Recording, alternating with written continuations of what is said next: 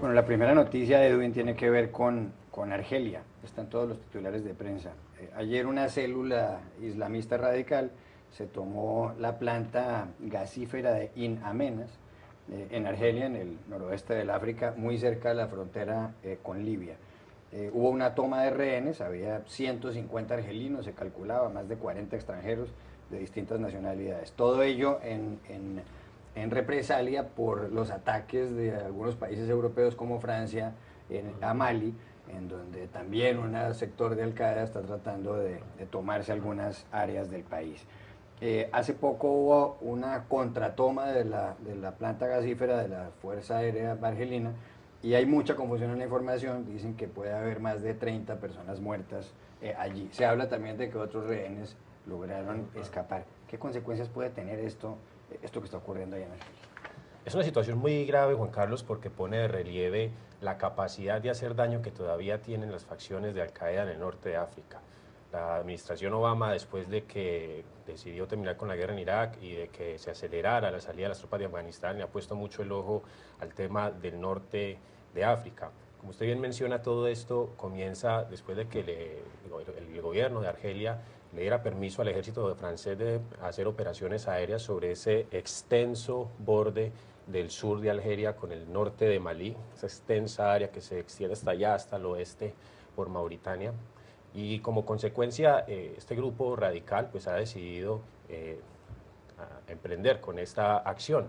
De los datos relevantes también tiene que ver con la persona que está acusada de liderar este acto, porque es un terrorista que en esa zona del mundo ya ha sido bien reconocido, lo cual permite inferir que este tipo de consecuencias, este tipo de reacciones podrían ser más frecuentes en el futuro en la medida de que se vayan tomando este tipo de acciones. Hablamos de Mokhtar Belmokhtar. Es uno de los líderes más notorios de Al-Qaeda en la región. Él fue militante de Al-Qaeda, estuvo peleando en Afganistán.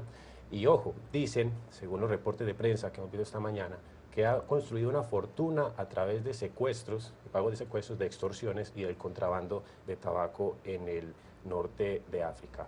Por eso me parece muy importante que una vez se supere esta crisis, se vaya analizando cuáles son las consecuencias de hacer esa especie de enfrentamiento, de lucha frontal contra estas facciones de Al-Qaeda en el norte de África. Beatriz, pues esto además afecta a su país, España, porque Argelia está muy cerca de España, unos 40, 50 kilómetros. Sí, uno de los temores que tienen los europeos es que todas esas acciones tengan un efecto dominó. Por ejemplo, que si Al-Qaeda se hace fuerte en Mali, esto pueda repercutir en otros países vecinos y que todo esto se convierta en un auténtico polvorín, que no sabemos muy bien qué puede pasar.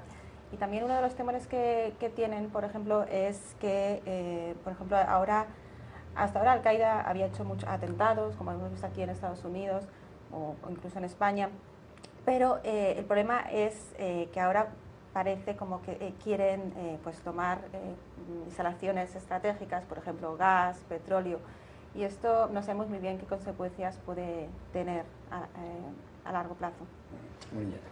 Los militantes que en este momento están, que se tomaron esta base, lo que están haciendo, según entiendo, es castigando a Argelia por aliarse con los franceses y olvidar el pasado argelí como, digamos, en su lucha independentista. Lo que parece estar pasando en este momento en Argelia y en la frontera con Malí es un conflicto que está escalando y que, pensando en Estados Unidos, en lo que comentábamos ayer de la dificultad para Estados Unidos en intervenir en un conflicto militar donde el líder de Mali es un líder elegido por golpe de Estado, no elegido, perdón, que entró al poder por golpe de Estado. La pregunta en este momento para Estados Unidos, ¿y será que dentro del marco de la lucha antiterrorista de Estados Unidos pueden hacer alguna intervención en este momento donde hay rehenes americanos comprometidos, donde hay intereses americanos, especialmente en la lucha contra el terrorismo? ¿Qué tanto puede en este momento influir Estados Unidos en este conflicto? Porque Francia está metida completamente hasta los pies, ya Inglaterra y Alemania están entrando a este conflicto, pero Estados Unidos hasta ahora ha sido bastante silencioso. ¿Será que eso va a cambiar ahora que hay rehenes americanos? Y la otra cosa es una reflexión corta, mirando las noticias de esta mañana, pensando pues que un asunto de rehenes norteamericanos iba a ser noticia en todos los medios. Había una cobertura un poco pobre, y piensa uno hace 20 años, 7, 8, 9 rehenes americanos habrían sido una noticia de talla mundial. Bueno, en esa época había más corresponsales en primer lugar, pero en segundo lugar llama la atención porque Jimmy Carter perdió la reelección en Estados Unidos justamente porque no supo manejar una crisis de rehenes.